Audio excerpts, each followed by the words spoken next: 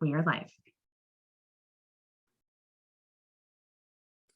All right, it looks like we're live, so we are going to go ahead and get started. Welcome everyone to the Megaregion Working Group. I am Bonnie Gore, and I serve as the, I'm from SACOG region. I'm a Placer County supervisor, and I'm just pleased that you're all here today. It's great to see you all again, and I look forward to the work we're going to do this next year together.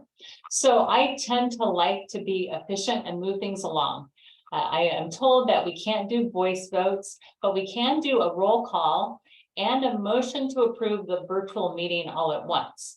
And under AB 361, we need a motion to find that state or local officials can continue to recommend measures to meet virtually. And so can I have a motion for us to meet virtually, and then we will take the roll call at the same time? Approval. And I think I saw Robert Wickman's voice, but I didn't hear anything, Robert. I'll motion for approval or second, whatever it may We be. lost your voice. So is there someone else who wants to make a motion while we try to fix his audio? I can second, Bonnie. Oh, my goodness. Can you guys hear me? Yes. Okay. Okay, so I I'll have do- Why can I Rickman not as hear motion anybody? and Joyner as second. There we are. Sorry about that. I didn't hear anybody. So we have a motion and a second. Yes, I have a motion by Robert Rickman and a second by Paul Joyner. Wonderful. Thank you, everyone. And if we will now have the clerk take quorum and the vote on this item. Absolutely.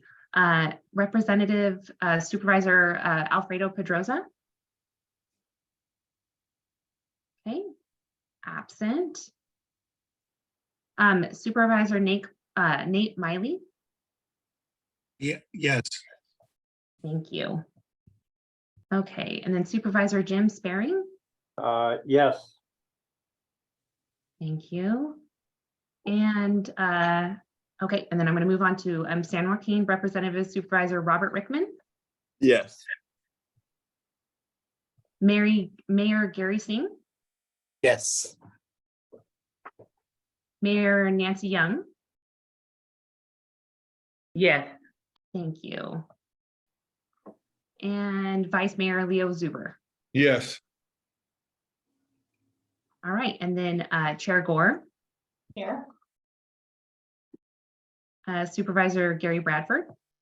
Yes, and here. Mayor Pro Tem Paul Joyner. Yes. And Councilmember Mike Kozlowski is absent. All right, we do have a quorum and we motion carries. Wonderful. Thank you so much. I really appreciate that. And we do have a couple of new members to the Megaregion working group. And I wanted to just briefly introduce folks because we also have our executive directors for the different COGs. So I'm going to just briefly say our names and the entities we're with and maybe just wave that. And it's just so helpful to see one another. So I, of course, represent Placer County with the SACOG group, Sacramento Area Council of Governments. Gary Bradford is new with us, Yuba County Supervisor. Paul Joyner is new with our Megaregion group, and he is the Mayor Pro Tem of the City of Lincoln. Mike Kozlowski is not with us, he's with the City of Folsom. And then So it's mayor now, Bonnie. Oh, Mayor. Mike is mayor? Yep. Oh, no, Paul is mayor. That's right. Sorry, I know that you're mayor. Sorry. And then our executive director from the SACOG is James Corliss. Representing the Metropolitan Transportation Commission, Jim Spearing is the supervisor, Solano County and cities. He's representing them. Nate Miley. Nate, I think you are new, and he is supervisor of Alameda County, new to this group. Alfredo Pedroza, supervisor of Napa County, and then they have one outstanding appointment that they'll get back to us on next time around.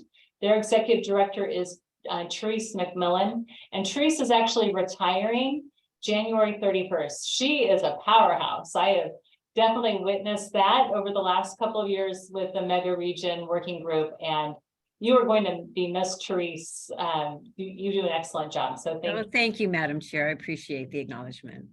And then representing the San Joaquin COGS, we have Robert Rickman, Supervisor, San Joaquin County, Gary Singh, Mayor of the City of Manteca, Leo Zuber, Vice Mayor, City of Ripon, and Nancy Young, Mayor of the City of Tracy. She's not here today.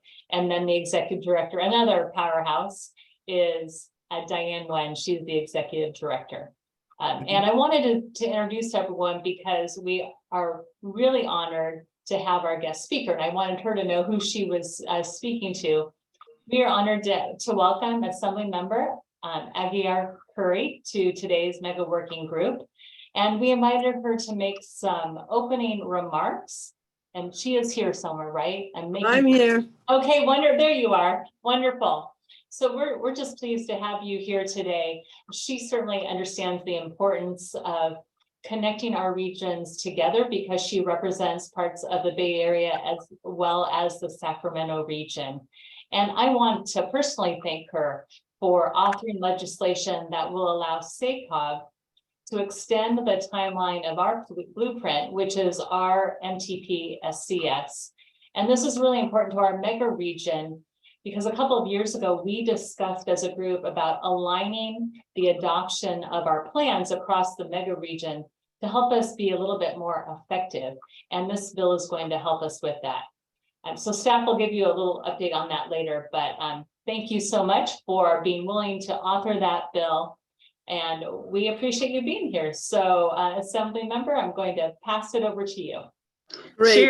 Chair, this is Mayor Young, and I just want to make sure that you know that I am here because you mentioned I wasn't here, and I did vote in the last thing too. Well, thank you. I appreciate you acknowledging that and letting me know. So we're glad you're here. Thank you. Well, first of all, thank you very much, Bonnie, for including me today for a few kickoff comments. They're not a lot, but as many of you know, I see so many familiar faces on here. Paul Joyner years ago, Bonnie, Gore, James. Hi, James. How are you? And I don't know if Pedro's is on here or not, but nevertheless, I have been involved with transportation infrastructure projects my entire career.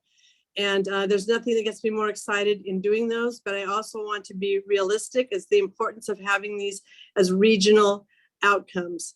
And when I was asked and approached if I would be interested in helping out, it didn't take but a blink of an eye and a signature on a piece of paper that said absolutely. I also belong to the Bay Area Caucus, and we talk all about the Bay Area transportation needs. I've been with SACOG before, and I'm really anxious to work some with San Joaquin County. First of all, I want to just assure you that aligning the planning between all these does us much more justice and it gives us much more power as a region. And aligning those is, I think it helps our teams, right? We're all trying to have the same goal at the same time. So I'm honored to help you out, and my door is always open. You're more than welcome to come by and see me. The staffer that is going to be taking care and keeping an eye on this along with myself is Marika Nell. And you can call my office anytime. My number is, I'm going to give it to you now, 916-319-2004. We're getting a lot of co-authors that are anxious to get on board. The only thing I ask of all of you that are on this call is to make sure you get a hold of your assembly member or senator to make sure that they sign on to the legislation. That would be very helpful. We look very strong when we go against our colleagues in Southern California. So the more of you that sign on, the better off we will be on getting this bill out and get it signed. And that's what I have for you, but I have a really quick ask. And as I've said before, I love infrastructure. So those of you that know me, whenever I can help get infrastructure going throughout our communities, I do so.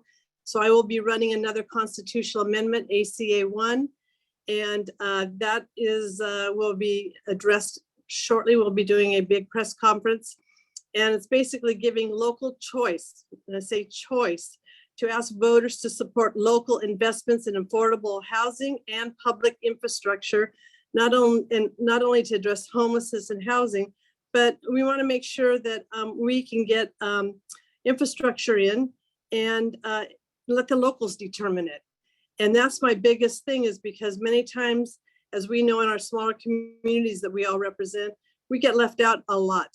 And I would love to have our region and our locals be able to pick the projects they want in their district, and they fund them rather than coming to the state of California for huge general fund allocations, because you know how it is, we get left behind again.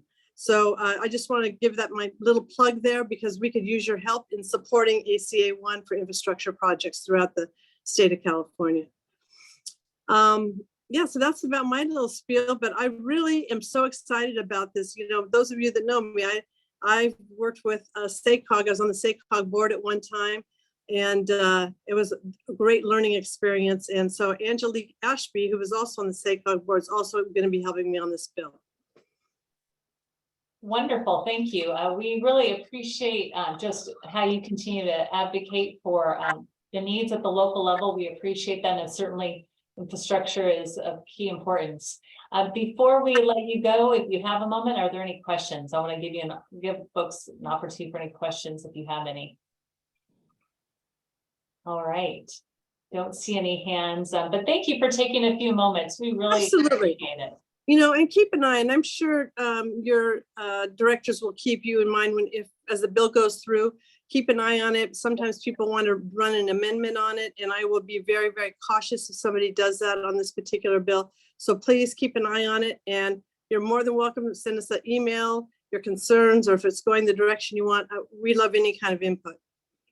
Sounds great. Thank you. We'll have a wonderful afternoon, and I know that we will all be in contact because we also want to get this bill across the finish line so that we can have our transportation plans aligned together, and we appreciate that. Well, I loved looking at all the projects you guys have out there. I'm going, oh yeah, that's another good one. Yeah, this is big. So we're all interconnected. So thank you, everyone. Thank you. Bye-bye. Thank you, Assembly Member. You're very welcome. Good to see you. All right, so we are going to now move to item number 2 on our agenda, and that is the election of chair and vice chair for our mega region. And of course, we know this is an opportunity for all of us to collaborate together. And this organization is run by an MOU between the 3 MPOs, which we actually established in December 2020, which establishes all the duties and guidelines of our organization. The MOU provides that each year the role of the lead agency will rotate amongst the COGs or MPOs.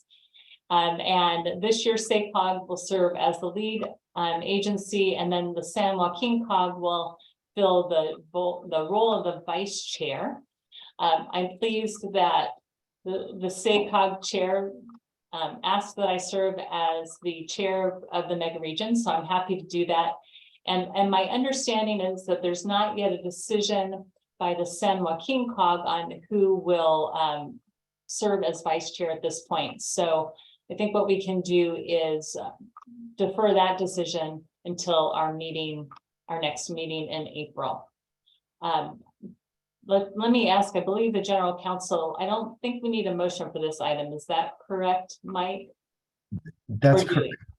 No, that's correct, Chair. From the MOU just provides that each of the MPOs makes the appointment for the chair.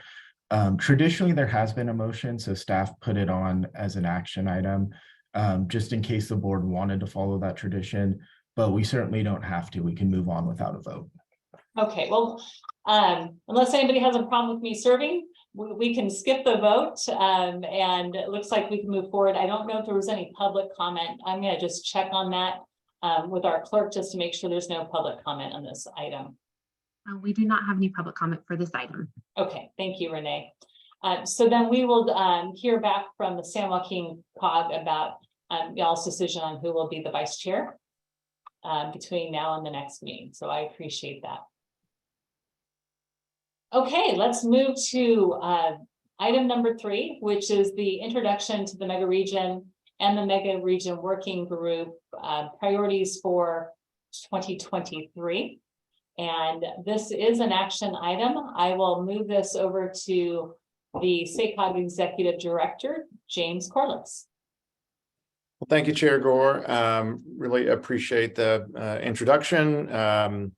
I think for those of you that are returning, the many of you that are returning onto this working group, I don't think that this should be pretty familiar from our last couple of years of work, but I just wanted to run through what we're proposing as the focus for the year. And that obviously is outlined in the staff memo, but just to give you the highlights. Number one is we have a list of 12 projects. I appreciate the assembly member being on here and getting us off on a really good foot. As you know, we have a mega region dozen. Each of the regions has identified 4 projects for transportation infrastructure projects that really do help connect our Northern California economy. We, for some time now, have been staff's been working on those, really kind of running to ground the funding need for each of those projects. We have some great communication materials. Certainly when I went back for our Sacramento Metro Chamber cap to cap trip last spring, I can tell you when we laid out the mega region plan and the map and the idea that we're all working together in front of our congressional delegation, U.S. Department of Transportation, Federal Railroad Administration, they were delighted. They were very excited to see this and see our focus on these 12 projects. So that's the first priority in this plan, and I think really going to be the big focus for this coming 12 months, and where we're going to need a lot of your help. And happy to talk a little bit more about what that looks like. And I think we're going to have a couple of staff presentations. I know we will. That'll dig a little bit deeper into those projects and the funding needs. And you'll hear more about this, but my one request, which I think you'll hear again, is just please, as you all are going back to DC or you're meeting with your members of Congress, just making sure that these are all on their radar. Obviously, the state level is important too, with a lot of our SB1 grant programs. But I think the more we're united, the more that we can discuss the benefits of each other's projects, that these are not just local, but these are truly mega regional projects. I think the better off we'll be. So that's the first priority. And I wanted just to make sure that we all were focused on that. The second one, as we're terming it, coordinated and cross-disciplinary planning. Again, something this group has really been digging in on since 2020 when we convened under the new MOU. I think the assembly member really highlighted one of those pieces of cross-disciplinary planning or coordinated planning, which is state legislation to actually extend our timeline of our long-range plan to sync up with the Bay Area and MTC and just be 1 year away from San Joaquin COG. So in that way, we're going to be far more coordinated. And obviously that'll be another big focus of this year, is making sure, and I don't think I could have said it better than the assembly member, but we're getting all the support we can and getting that across the finish line. But clearly there's some other important challenges as well, whether it's goods movement, future travel patterns, right? We know, especially since COVID, the pandemic, remote work, the travel between and among our regions has just become more. Our regions have become more woven together. And so that kind of cross-boundary planning is really important. Third piece is around electric vehicles, zero emission vehicles, and electrification. And we've had a couple of times last year where we did a nice deep dive into not just sort of the technology of zero emission vehicles, but some of the opportunities. We also, we got together as a group last year, our staff submitted a grant to Caltrans to look in particular at planning medium and heavy duty infrastructure across the mega region for zero emission medium and heavy duty vehicles. And I'm proud to say we won that grant. We're off and running, and we'll be bringing back to this working group what it really looks like to have a network of fueling or charging stations, right? So that the goods movement and the medium and heavy duty vehicles across this region, we can be ready and we can be incentivizing a clean and efficient movement of freight. And then finally, we also last year dug a little bit into roadway pricing, toll lanes, HOT lanes. And while we don't have any of those at the moment in the Sacramento region, obviously, we know we have them in the Bay Area, and it's going to be really important for us as we think about these vital corridors to make sure that we are syncing up and we are working to establish all the kinds of either back office or policies that will allow us to be, synergistic and coordinated around road pricing. So understanding, as we talked about last year, that in many ways, each of our 3 regions is in a little bit of a different place, but we know it's coming. And obviously it's already there in the Bay Area. So that's another one that is just, we've got to be really coordinated and synced up on roadway pricing. So with that, I'd be happy to answer any questions. I guess maybe also want to make sure we give some time for my peers at the San Joaquin Council of Governments and MTC, Diane and Therese. Thank you, James. Therese or Diane, do you have any additional comments to make before we ask any questions? No, well, just very briefly, I think James synthesized everything really well. And just to point out that, particularly the 2 main topics that we had introduced last year as priority discussion areas for under MTC's chairmanship at the time, the electrification and the roadway pricing. I think it's just interesting and relevant to note that carrying over that focus for continued work, particularly with the promise of more coordinated planning, just speaks to the long game nature of these issues, that it does take, years sometimes to make sure that we can transition smoothly to a future that makes sense for the regions and the citizens who live here. So just to, offer that observation that the continued coordination is something that doesn't, respect sometimes our own imposed, little timeframes, but is something that needs to follow on its own speed. And we, welcome the continued leadership from you all as board members to help us get there. Yes, transportation planning, long-term planning, right? Absolutely. Supervisor Rickman, you have a question? Oh, and then, I'm sorry, Diane. Well, let's ask Supervisor Rickman, why don't you ask your question, and then Diane, you can chime in. Thank you, Chair. Just real quick, for this item, I know we made a lot of progress in Valley Link. Is it possible to have our staff reach out to Valley Link and update what's been going on the project, especially the project description? And then my second question would be, we talk about electrification, electric vehicles. What about hydrogen? Is there something, can we advocate for that too? Happy to take the second question, Dan, if you want to take the first. Supervisor Rickman, on hydrogen, absolutely. In terms of medium and heavy duty, we kind of named this item, I know, electrification, but it's really zero emission is what we're trying to do. And the fuel path, as I'm sure it sounds like you're well aware of, we discussed a little bit at that working group meeting last year, right, I think is still to be decided. And in many ways, it is not obvious that we could, I think, accelerate and scale up electric trucks quickly enough that hydrogen is a very viable path.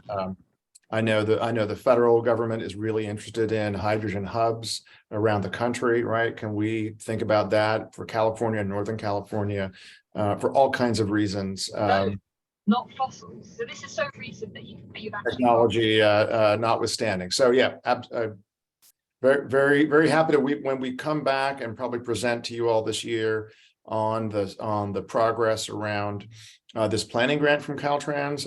We'll make sure we address the opportunities under hydrogen. All right, thank you, sir, and thank you, Chair, for your time. Certainly, and then Diane, did you want to follow up on the Valley Link question? Yes, and if I understand your statement, Supervisor Rickman, the support from the Megaregion Dozen Action Plan is inclusive of the Valley Link project. It is one of the Megaregion projects. So if I am understanding, are you asking for future agendas to delve deeper into their project status? No, not at all. If you look at the project description, just to update the project description in the brochure. Oh, absolutely. Yeah, yes. That's all. We don't need any more agendas. We're good. Okay, Thank you. I wanted to say, James, the executive director of SACOG, talked with me and Therese in preparing this menu of items. I have to say, awesome. Really loved what I saw, and it showcases how this group and the agenda setting continues to elevate year to year as we pass from region to region. So those are my comments. Thank you, Diane. Appreciate that. It looks like we have a question from Supervisor Miley. Yes, thank you. Yeah, my question was going to be the same that was just raised. The Have Valley Link staff reached out so that the project description could be updated. That was, so, and then the hydrogen. So that was my question as well. So I just wanted to co-sign, weigh in, and second that statement. Look at that mega regional coordination happening right there. You're thinking of the same things. Exactly. I will say, by the way, just as a, again, you're going to hear a little bit of an update from staff on the subsequent items on the projects, but we are intending to come back in April with a much deeper dive and more updates and fine sharpening those numbers and the funding requests, because that's going to lead directly into the advocacy that is needed this year to win some funding. So. Thank you. All right. Any other questions from the group here before I open it up to the public? Are there any public comments on this item? We do have a public comment by, looks like Roland. Would you like me to allow him to speak for public comment right now, Chair Gore? Yes, please. Thank you. Okay.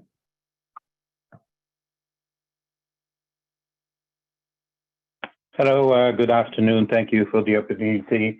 On the discussion about hydrogen, I would like to bring to your attention that battery electric locomotives actually exist right here. Union Pacific and BNSF have completed their testing in hybrid mode. Essentially, they had 2 diesels and a battery electric in the middle for the last 2 years. And now they're looking at 2 manufacturers. One of them is Wabtec, and the other one is Progress Rail. And Union Pacific have actually, I think it was 3 months ago, have ordered 10 locomotives each from each manufacturer that they're going to be obviously testing on a much larger scale. And then they will decide on obviously a much larger order depending on what the results of the test is. The only thing I want to bring to your attention is the weight. Those locomotives have 6 axles, front and rear. They weigh 200,000 pounds more than a regular locomotive. And right now, so range is an issue.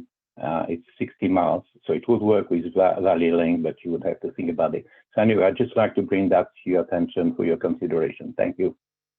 Roland, would you mind giving me your first and last name for public comment, please? Yeah, this is Roland Lebrun, Lebrun. Thank you so much. And thank You're you welcome. for your comments. We appreciate it. And do we have anyone else for public comment? We do not.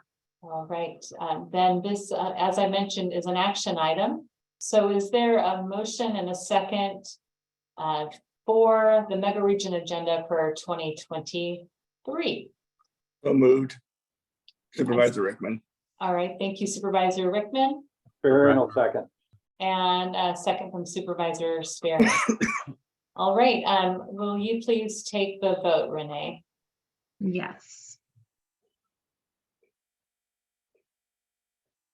Okay, Supervisor Alfredo Pedroza. All right, absent. And then Supervisor Nate Miley, Yes. Supervisor Jim Sparing, Yes. and then Supervisor Robert Rickman, Yes. Mayor Gary Singh, Yes. Mayor Nancy Young, Yes. Vice Mayor Leo Zuber, Yes. and Chair Gore, Yes. Supervisor Gary Bradford, Yes. Mayor Pro Tem Paul Joyner, Yes. And then Councilmember Mike Kozlowski is still absent. Motion carries. Thank you. We will move to item number 4, and this is a funding update. It's an information item, and we are, let's see, what am I doing? All right, I'm looking at my notes here. All right, so as we talked about, we've identified a dozen projects across the mega region that we believe are mutually important, that we all believe are important. And in order to do that, we're going to have to secure funding, easier said than done, in order to get them built. So joining us first, we've got Kenneth Cow from the MTC to begin the presentation, and I think we might have some other staff joining him, but Kenneth, if you will take it away, please. Great. Thank you so much, Madam Chair. I'm Kenneth Cow with the Metropolitan Transportation Commission on the Funding Policy and Program section, and happy to provide a quick update and a summary on kind of how we got here on the Mega Region Dozen projects, which you heard a little bit about, and I'll dive into a little bit more, and then provide some, high level, project status updates, which as we mentioned earlier, we'll be providing a deeper dive in the coming months. Also, before I start, I wanted to, congratulate, Madam Chair Gore on your successful hosting of the CTC the past few days. It was nice to be up there and participate in that reception. As you know, back a few years ago when we started this group or restarted this group, there was a lot of interest in kind of seeing what we can do to really present a united front on projects that are really important to all of our regions that have mutual benefit to all of us. And so we selected 4 projects in each of the 3 MPOs.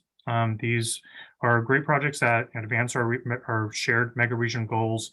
And we kind of looked at a triangle, if you will, of a geography generally bounded by Sacramento, Stockton, and the 238-80 interchange, kind of in Alameda County there, looking at highway and transit projects there that really support the economic growth and the vitality of our regions. And what we're trying to do as well is to present that united front when we go out to legislative visits or, up in DC or Sacramento or anywhere else, just to show that, yes, these are the projects that we all agree on are really important for our regions. Next slide, please.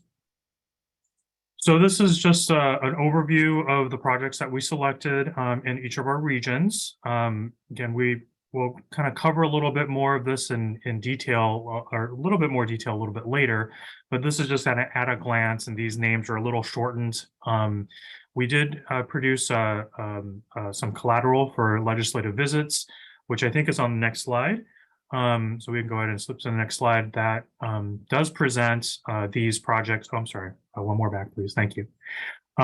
So this collateral does provide a little bit more information about these projects. And as Supervisor Miley mentioned, it is due for an update. So I would expect over the next few months, we'll ask for some project status updates. If there's any descriptions or names that we need to update, we'll be happy to do that, hopefully in time for our next legislative visits with Sacramento and DC.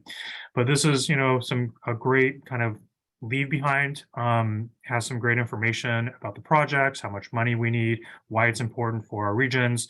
And that map there as well is really a great visual showing, why this is important and kind of showing that geography. But also we provide a little bit of information about some of the high level things, information about the mega region. You probably can't see there, but 11 million residents, 5.5 million jobs, things like that, kind of some high level points as to why we're important for the state and really for the nation. Next slide, please. So I think from here on out, we're going to kind of do a quick round robin from each of the MPO staff to just give a quick, project overview of these projects and a quick update. So actually, I'll zoom in on the middle 2, and then I'll skip to the number 1 and number 4 there. So the middle 2, the Port of Oakland electrification and the I-80 westbound truck scales in Solano County, both of those projects applied for Senate Bill 1 funding. So that's great news. We'll hear back hopefully at the end of May. Port of Oakland is looking to do a kind of a electric off the grid kind of electrification project, which will really help have some independency from the grid and really make them resilient for any power safety shutoffs and things like that. For the port, as those ships need to plug into shore power, and they're looking for about $40 million in trade corridor enhancement program funds. And then the I-80 westbound truck scales. This is a very I guess it's a little old facility there for truck scales on the westbound side of 80 in Solano County, which is right where the 86-80-12 interchange is. And this project would propose to upgrade that to modern standards, similar to what we did on the east side of I-80 a few years ago. And that applied also for a little over $120 million in trade corridor enhancement program funds as well. And I know that project has also been actively seeking federal funds from the various discretionary programs that are out there. The other two projects are our transit projects, Amtrak South Bay Connect, which would kind of shift the rail line over to a more efficient line between Oakland and San Jose. And of course, we mentioned Valley Link earlier, which would connect the Bay Area to the Central Valley through rail. And both of those projects are in the environmental phase. They're making really good progress there. And I know that they've been also actively searching for funding opportunities on both the state and the federal level. And I know that both projects have been applying for Transit and Intercity Capital Program, TRCP funds on the state for various pre-construction elements. So happy to say that all these projects on the MTC side are moving forward, and really looking forward to hearing kind of the decisions that are being made for funding opportunities in the coming months. So with that, I'll turn it back to maybe Madam Chair or the next MPO staff that can provide an update on their projects. Thank you. Appreciate that, Kenneth. Are any questions for Kenneth before we move to the San Joaquin COG projects and updates? All right. I don't see anybody, but I don't have all your names up there. So looks like no. So we'll move on to the next project updates. Great. So this is Ryan Niblock, SJCOG staff, and thank you, Madam Chair, for setting us up here. So I know we have some new members in the group, the same crew from San Joaquin, but just as a refresher on our projects for everyone, and especially the new folks that are on the call today. We have our 4 projects from the San Joaquin region. The State Route 99-120 connector project.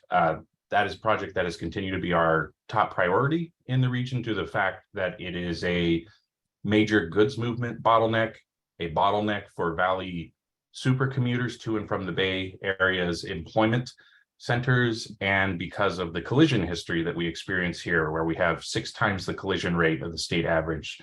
And we have this project split into 3 phases. Phase 1A is addressing the most urgent safety concerns and the PM peak hour bottleneck. We're rapidly approaching construction. We anticipate to be ready to list for construction within about a year. And we've brought on a construction management firm to kickstart some of the work so that we can hit the ground running. Phase 1B is entering design. This is the portion of the project that handles the morning peak hour. And we've secured a consultant for the design work as well. We intend to enter into construction for phase 1B of the project immediately upon completion of phase 1A construction, so that we can have a seamless, construction period for the public. And the really big news that we have here to share is that the project was successful in securing a $5 million earmark from Representatives Harder and McNerney and Senator Feinstein. So we're very excited about that addition of funds for construction on that phase.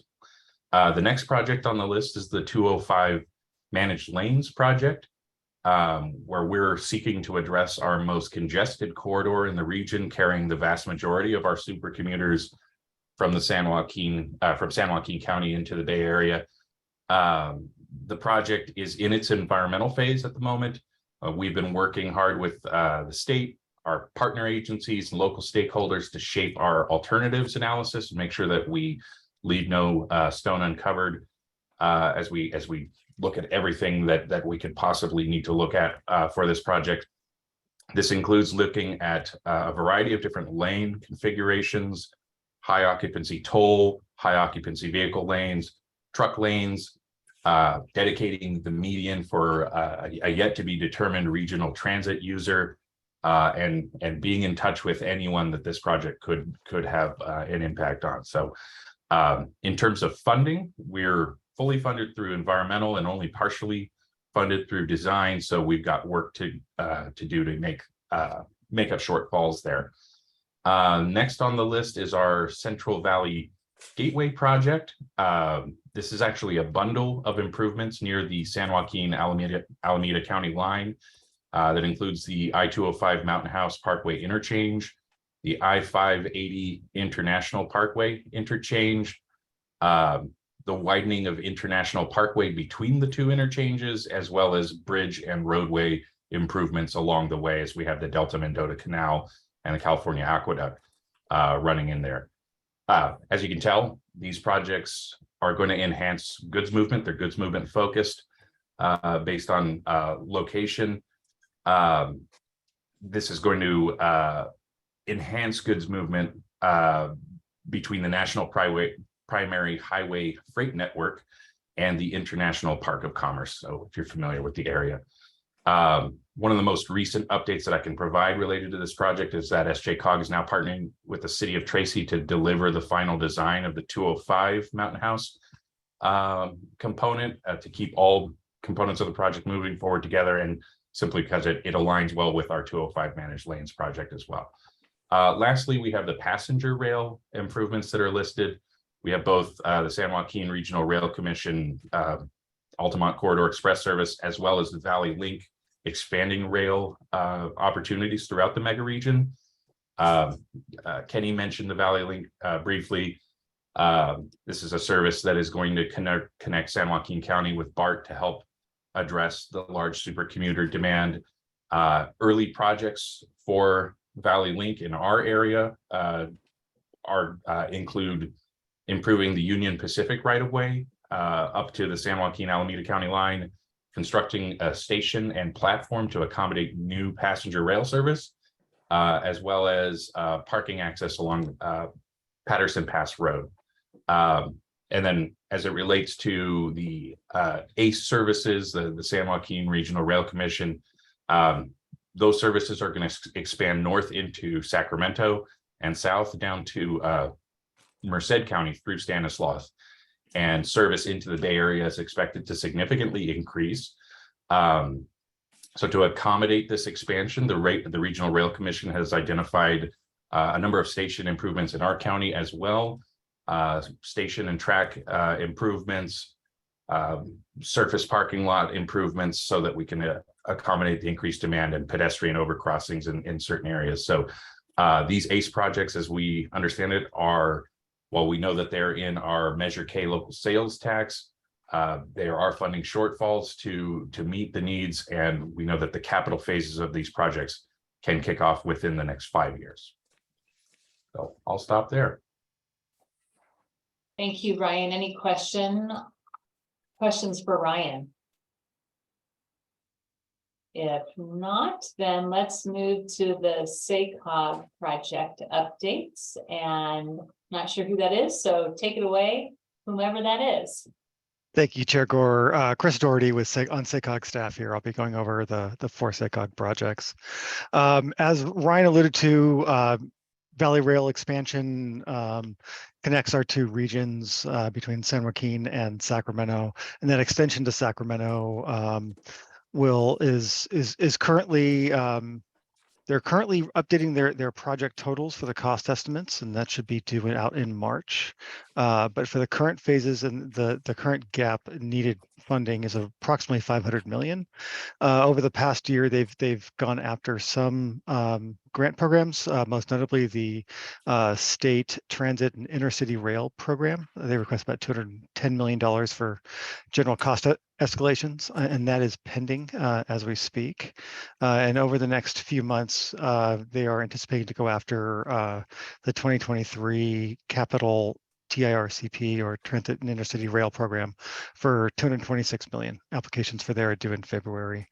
And also they are looking at pursuing a raise grant for 25 million. Those will be submitted in February.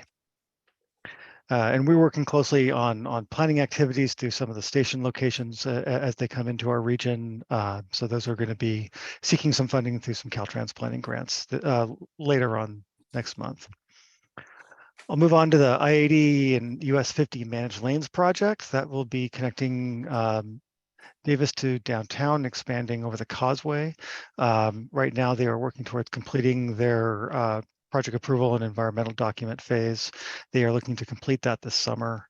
It's a total project cost for that of 387 million, and they have about 94 million in committed funding already, with a $293 million funding gap. They did in 2021 receive an $86 million infra grant from the federal government. And they just applied for an SB1 program, Trade Corridor Enhancement Program, or TCEP, for about $109 million to bridge that gap. And then for the I-5 Managed Lanes project, they are also currently in the environmental phase for that project. They have a $383 million total project cost and a current funding need of $318 million. They have some state cash on that project, but also several pending grant applications. Also, most notably, the SB1 Trade Corridor Enhancement, where they're awaiting a $10 million request right now. And they will be seeking, or possibly seeking, a raise grant also with the federal government for about 25 million. And that is again due in February. And then lastly is the Sacramento to Roseville third track project through Capital Corridor. They are currently in their right-of-way phase. I think they have approximately $214 million project cost, and currently with a $68 million funding gap. They have 3 applications that are currently requested and they're pending. One is a state SB1 congested corridors application for 25 million. We'll hear more about that in spring when those applications are announced, or those awards are announced. They're also seeking the, they submitted in December the Consolidated Rail and Infrastructure and Safety Improvement, or CRISI program, to the federal government, and that is pending. And we'll be seeking a transit and intercity rail state grant for 30 million. That'll be due in February. So that's the update on the 4 projects. I'll pause there for a second for any questions. Thank you, Chris. Any questions for Chris? Or any other questions from, did you have something more, Chris, before we move to public comment? I was going to wrap up, a few more Okay. slides here to kind of go through how we're supporting the projects. So, great, please do. Next slide, Dustin. Thank you. And again, as we move forward to support these projects, we will continue to do the letters of support from the Megaregion as these projects go out and seek their funding. Also give a brief programming strike team update. This is the staff from the 3 MPOs that meet and talk about how to support this. As Kenny indicated earlier, we're going to be updating the collateral for the next working group. Those leave behind materials for when you go and advocate in DC. And I think James had also touched on this too. We'll be coming back to you in April with a more in-depth discussion on the funding opportunities that are coming in both at the federal level and the state level for these projects as we help them to bridge those gaps in funding. I believe that's everything I have. Thank you, Chris, and Kenneth and Ryan. Appreciate the updates, and I'm always struck at like how expensive these projects are. Right? It's overwhelming, which is why it's a long-term plan and it takes time and energy. But you know, I really appreciate the fact that we can help one another advocate for these projects. There are some regional benefits, and that's why we're doing what we're doing. And I know it probably goes without saying, right? When there's an opportunity where we can advocate on behalf of a project, let's do so. And staff always call on us, whether you're from our region or a different region, to help advocate for each other. I think that is so very, very important. Before we wrap up this item, any other questions from my colleagues? And if not, do we have any questions, Renee, from the public on this item? We do not have any public comment for this item. All right, well, Chair, thank you. do you Yes. mind if I just try to wrap this up with just a few observations? And the staff obviously did a great job. The idea right behind each of the staff presenting the 4 projects from their regions is not that we'll all now go off and just work on our 4 projects, but actually that we begin to get some kind of a, or we continue to build a strength around articulating why these 12 projects actually tie our region together. That we can at least, maybe you can't get all the specifics the staff just walked you through and all the grant programs. But for instance, we talk about third track from Sacramento to Roseville. You could think of that as 8 miles of track, but what it actually does, it connects Placer County to Sacramento Core to UC Davis, through Solano County to the East Bay, and with Valley Connect all the way down to the South Bay, right? That is a true corridor and a project with 2 projects, actually, one on the MTC side and one on ours, right? That links our region together. And so I would just impress upon everybody in this working group and all of you as members that the more conversant we are in the needs of our 16 county mega region and why these projects are so important across boundaries, the more successful we'll be. Absolutely, a great way to wrap it up, and well said. So lots of work ahead of us, but we're doing it together, which is important. Thank you very much for the presentation. I appreciate it very much. And we are going to move to item number 5, which is our legislative update. And that is going to be presented to us by Sabrina Bradbury with SACOG and Rebecca Long with MTC. This is an information item, but feel free to ask questions. Sabrina? Thank you, Chair Gore, and hello, Megaregion Working Group members. So we've talked about it at the top of the meeting already, but Assemblymember Aguiar Curry is going to sponsor some legislation that will allow SACOG to extend the timeline for the adoption of our blueprint, which is our Sustainable Community Strategy and RTP. And we have a few different reasons for moving this legislation forward that I was just going to cover with you quickly. Of course, the big one of importance to this group is that it would allow us to align all of our plan adoptions at least more closely. We would come into almost the exact same timeline as MTC and then just be a year apart instead of a few years apart from San Joaquin Council of Governments.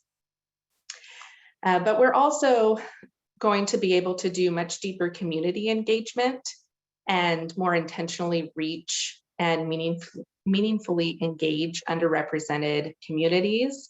It's going to allow us to integrate some new major engagement efforts related to our RAISE grant that we received, a RAISE planning grant. We have a program called Engage, Empower, Implement, and we also adopted our Race Equity Action Plan this year. And so this will give us an opportunity to really do some co-development and planning more closely with the communities that we serve.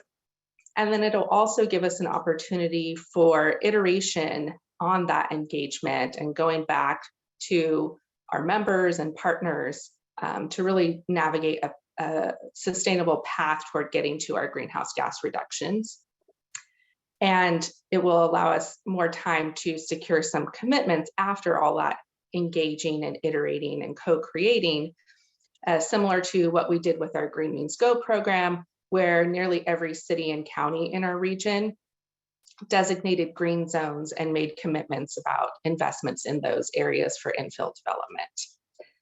The attachment A is the lengthy frequently asked questions document. So there's a lot of detail in there. And really, we're just looking to all of you for your support in pushing this legislation forward, because we do think there's going to be a lot of great value in aligning our plans. And so, as Assembly Member IDR Curry mentioned, reaching out to your state delegations will be most helpful. And with that, I'd pause for any questions. And James, if you had anything to add on to that. Thank you, Sabrina. Any questions for Sabrina? Pretty straightforward, right? Yeah, with that, I'll turn it over to Rebecca to talk about transit fiscal cliff. All right, thank you, Sabrina. Good afternoon, everyone. My name is Rebecca Long. I'm the Director of Legislation and Public Affairs at MTC and ABAG. Nice to meet you, Chair Gore and board members. So our biggest priority at MTC this year really is addressing the transit fiscal cliff. We've been working really closely with our many operators, and in particular, our large operators are the ones that are, in the most dire straits. Fortunately, the fiscal year 23-24 is not nearly as dire as what's forecast for the years after that. But we are looking at, order of magnitude over $600 million in shortfall starting around fiscal year 24-25 and thereafter. So what we've been proposing is really some state assistance that would be on a multi-year basis, not forever, but really to buy some time to enable transit agencies to both employ ridership recovery strategies. And also in the case of the Bay Area, we do anticipate pursuing some kind of a regional funding measure that could also provide some self-help there. And it's a difficult year to be looking for additional funding from the state. Of course, there are significant deficits now forecast, and the governor's budget does propose to scale back some capital funding that was included in last year's budget. So you all probably remember there was a big transportation package in last year's budget when we were looking at a substantial surplus, and transit was supposed to receive $4 billion in capital money over the next 2 years. The governor has proposed to cut that in half to $2 billion, spread over, instead of 2 years, over 3 years. For MTC, we've already essentially spent that money, not exactly spent it, but we've already identified the priorities for those funds. So it's very much, very impactful on specific projects, which I think is going to help with our advocacy, because we can say exactly, how we anticipated using those funds. They were, interestingly enough, proposed to come to the RTPAs. So that was a formula funding for that $4 billion. And so, for example, the Bay Area was going to receive our population share. That's how the RTPA portion works. So we could say, with definitive information that would cut the region's share by about $400 million. How we are going to fill this fiscal cliff is really, it's a live topic of debate right now. We're working closely with our delegation. Senator Wiener helped lead a sign-on letter. I'm not sure if it's in the packet, but we're happy to share it with you. There are about 12 members. Most of them were from the Bay Area, but it did also include a number of Southern California members as well. So we're encouraged that, the legislature is already engaging on this. And, of course, it's going to be a budget item as opposed to a legislative one. And, it would be wonderful to have the mega regions support on this, because so much of our future plans really count on having a viable transit system going forward. So with that, I'll close and see if there are any questions. Thank you, Teresa, for the update. Sure, a little frustrating when a curveball is thrown like that, when there's a huge change in budget recommendations by the governor's office and the change in just the available funds. Very frustrating, I'm sure. Questions for either Teresa or Sabrina? Madam Chair? Yes. Yeah, Supervisor. I do not have hand feature here in front of me, so I have to raise my hand. I'd like to ask Therese McMillan if she would. We got a court decision on Wednesday. I'm hoping it's going to free up a lot of that RM3, our bridge toll money, and some of it affects the project here on our 12 list. And Therese, can you just give a quick overview on what the Supreme Court just did? Yeah, thank you, Commissioner Spearing. Just very briefly, you probably are all familiar with the fact that with the 7 toll bridges in the Bay Area, we have the capacity as the Bay Area Toll Authority to levy tolls. And we had gone to the voters in a series of 3 measures over a few decades, the latest one being Regional Measure 3, that was challenged in court by the Howard Jarvis plaintiff party. It had escalated all the way to the Supreme Court, and it's been, and Rebecca, you need to help me out here, 3 years? I think we've been Getting on 4, yeah. So it's getting on 2018. 4, yes. The actual toll increases went into effect, but we have been collecting those and putting the revenue in escrow over that period of time, awaiting a decision by the Supreme Court. And so we did hear that the plaintiff's case was dismissed. And while there's a few legal loose ends, this is when I love to have my counsel here to make sure that I don't step out there. It looks like it's a fairly clear path now for us to free up those revenues. I would just note, and again, would also ask Rebecca to jump in with some helpful specifics, as she was here actually. This happened prior to my arrival in pulling the bill together. Regional Measure 3 is quite prescriptive in terms of where the money goes. There are some very specific project allocations, Valley Link being a recipient of one of those, correct, Rebecca? Yes, I can't remember off the top of my head the amount, but it was. Yes, Valley Link, it's described in the legislation as Tri-Valley Transit Access Improvements, and it's for $100 million. And yes, I believe that is intended for Valley Link. So that's a nice, more certainty in the funding plan there. Right. And then the other area I would pick up, and this has been of particular interest, certainly with Commissioner Spearing and Commissioner Miley, we have an express lane program as well that would receive some significant funds, both for the highway as well as, I believe, express bus investment. So from the point of view of how of this very long list of projects, there is a subset that has connections out to the mega region. And so those border projects, clearly will benefit from the fact that these funds are now released, or we could actually access them.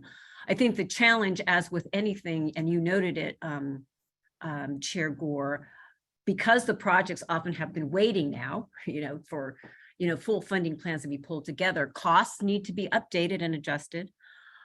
Regional Measure 3 does not fully fund any of these projects, so it is also, a continued strategic pursuit to put together the combination of revenue sources to bring any project over the line. But this was a big puzzle piece that had, been in purgatory for a while. So it's quite exciting that's been released. And I don't know, Commissioner Spearing, if there's anything else you wanted me to cover. Thank you, Teresa. But the truck scales is in there too. So that's a project that we have on our list here, this group. And so yes, indeed, that is I just wanted to give everybody sort of an update that this has been really good news for a lot of us commissioners. And so thank you, Therese and Rebecca and Madam Chair. I just wanted to have some background on what on that funding source that potentially will be coming forward. We're hoping within the next 3-4 months. Appreciate it. Thank you very much. Any other questions on this item? And did I ask for public comment? I don't recall. So let me just make sure and see if there's any public comment on this item. Yeah, we do not have any public comment for this item. Thank you, Renee. Chair Gore, I would Sabrina. just, there are a couple other subtopics under here that we kind of already touched on already, but just joint advocacy efforts around the mega region projects James touched on, and just wanted to flag that we're going to continue to take the handout, leave behind that was shared earlier, and continue to update that as we are successful in getting funding, make sure it's reflecting where the projects are. And also wanted to flag that for the April 28th meeting, we're working on seeing if we can make that be an in-person meeting and have it be an advocacy day at the Capitol. So stay tuned for more information on that, but we could use that agenda that could address other topics relevant to joint advocacy and include a panel spanning regional, state, federal representatives. Yes. James, I don't know if you wanted to add anything else to that, but that's what we have in store in advocacy. Thank you, Sabrina. Appreciate that very much. And really, I know that several of us will be going to DC with the Sacramento Cap to Cap event in April. So it'll give us an opportunity to share the mega region projects with some of our members. And so we really appreciate the opportunity to have those materials to do that. And then Sabrina touched on this, which I was going to mention at the end of the meeting, and that is it's wonderful to see you all in squares, and actually being able to do this makes our effort a little bit more effective, right? Instead of spending an entire day going to one of our counties and meeting, this allows us to be more effective. However, you know, I've not met any of you all in person other than my colleagues with SACOG, and I really would like us to meet in person at least once this year.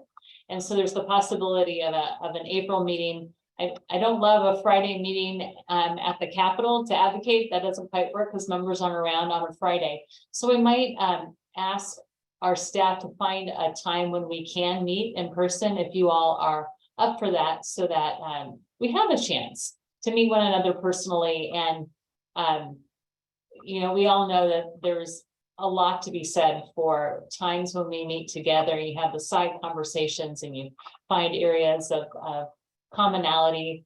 When we were talking about football before the televised meeting, before the meeting started. So hopefully you all are up for that. At least having one meeting in person this year, I think would be terrific. All right, so with that, we are going to move to our next item of business, which is just public comment on any item that is not on our agenda. And so if there is a member from the public who might like to make a comment, I do see a hand raised by Roland. So if you want to allow him to speak, Renee, that would be great. I will go ahead and allow him right now. Thanks again for the opportunity. So on the last item with the in-person meeting in Sacramento, through the chair, I'm wondering whether there would be an opportunity for remote public participation. Otherwise, I guess I'll have to figure out a way to get to Sacramento. Now, with regard to the first item that you had, which I found really, really exciting, this MOU, it looks like now we're seriously looking at potentially merging the MPOs, and that's really, really exciting from a planning perspective. But what I'd like to bring to your attention is that in Link 21, there are 21 counties, not 16. And we have the equivalent of the Valley Link south of Santa Clara, known as the Salinas extension. And eventually, the plan is that Capitol Corridor should be able to go all the way from Sacramento down to Salinas and eventually down to Monterey and Santa Cruz. So I thought I'd bring that to your attention, and that moving down the line, you will consider supporting adding additional MPOs to the coalition so that we can have really complete regional planning, both in the Sacramento area, but also in the south of Santa Clara area. Thank you. Thank you very much. Appreciate your comments, Roland. And if we meet in person and don't know the answer to that, how we might do a Zoom option or not, but that's why you have professionals in charge to figure it out for us. So we can leave staff with that. And there was conversations about why we have the mega region the way it is, right? The makeup the way it is now. And I think there's lots of interests across lots of different areas, but we knew that with this mega region, the way it is structured with the 3 cogs and this 16 county region, mega region, it's allowing us to be effective without getting too wieldy and too large. And of course, we will always connect with other groups on projects of mutual interest. But I think keeping it up at this level right now as we're moving forward, I think is helpful to not get too big. And James, you went off mute. So if you want to say anything, you're welcome to. Well, thanks, Chair Gore. No, I appreciate the question. I know we early on in sort of reforming this group, because it really was reformed, and it was, I think you've referenced, it was Zoom and remote that allowed really us to get back together, refresh the MOU, because as many of the folks here, I'm looking at Commissioner Sparing in particular, and this was an effort that was launched quite a while ago, and it was hard to get people together in person. It was also an effort that as we reformed it back in 2020, we had those discussions about how big geographically should this be. And I think, not to put you on the spot, Commissioner Sparing, but I certainly remember you saying, let's get something done first. Let's see if we can do that. And then we can talk about who to bring in. And I appreciate we've got neighbors in the Tahoe Basin, TRPA. We've got neighbors to the south, down the valley, and the north. So absolutely, we're probably more than a 16 county economic region, right? But I do think we need to sort of have proof of concept still, which I feel like we're making some good progress on, but the more to come this year. Thank you, James. Appreciate that. All right. Well, with that, we actually wrapped up earlier than anticipated, which is nice. And so thank you everyone for participating. Really appreciate you all willing to serve together on this. I do hope we can meet in person sometime this year. And then Therese, once again, thank you for your hard work, not only with the MTC, but with this mega region. We have benefited from your expertise. So we wish you all the best. And with that, you're welcome. We will adjourn to our next meeting of the Mega Region Working Group, which is scheduled to be held on April 28th at 12:30 p.m. All right. Thanks, everyone. Have a nice weekend. Thank you. Congratulations, Chair. Thanks.